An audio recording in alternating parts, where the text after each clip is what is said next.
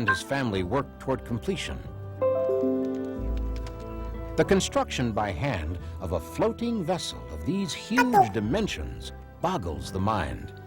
How was it possible for Noah to have built the ark on such a grand scale as recorded in the Bible without the use of modern technology?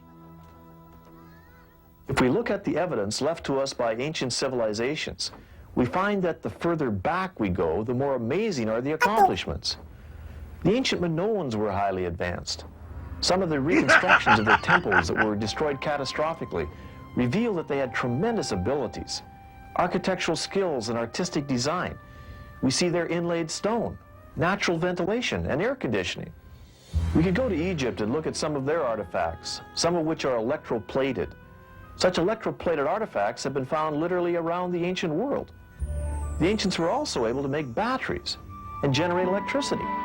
The ancient Mayans were able to calculate the solar year to be 365.2420 days, accurate to within 2/10,000ths of a day. Or we could look at this lady buried over 2,100 years ago in China, and today her body is perfectly preserved so that it can be examined by an X-ray technician.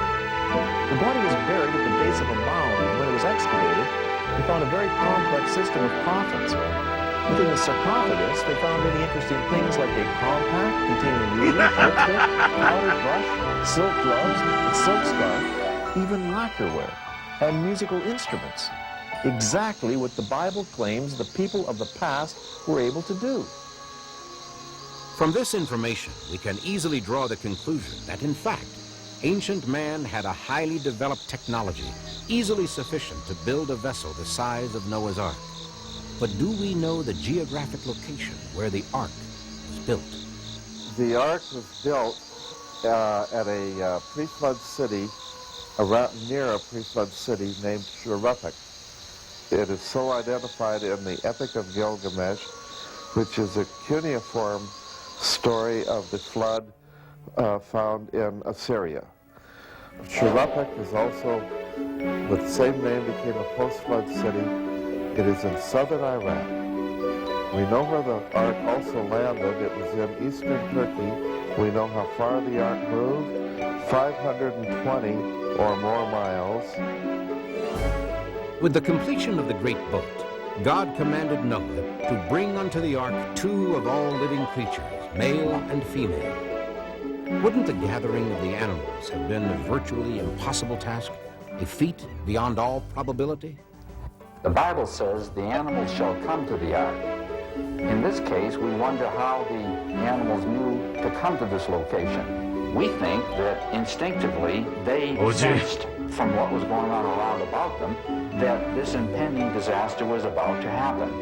And as a result, they were led or even driven to seek a place of safety. Hence, the animals came to the ark.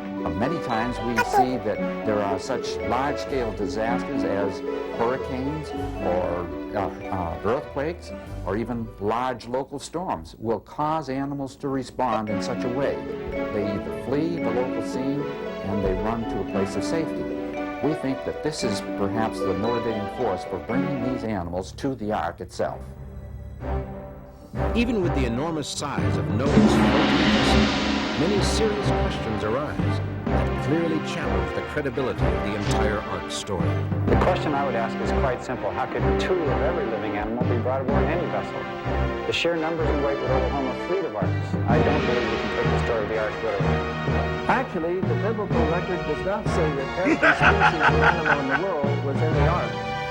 Many kinds were in the ocean, whales and marine creatures of various types, and of course the major insect varieties in the world were not included either. From studies that I and others have done, we estimate there could have been from 2,500 to 20,000 different kinds of animals taken aboard Noah's Ark. Each family of creatures on the earth today have a single pair of ancestors.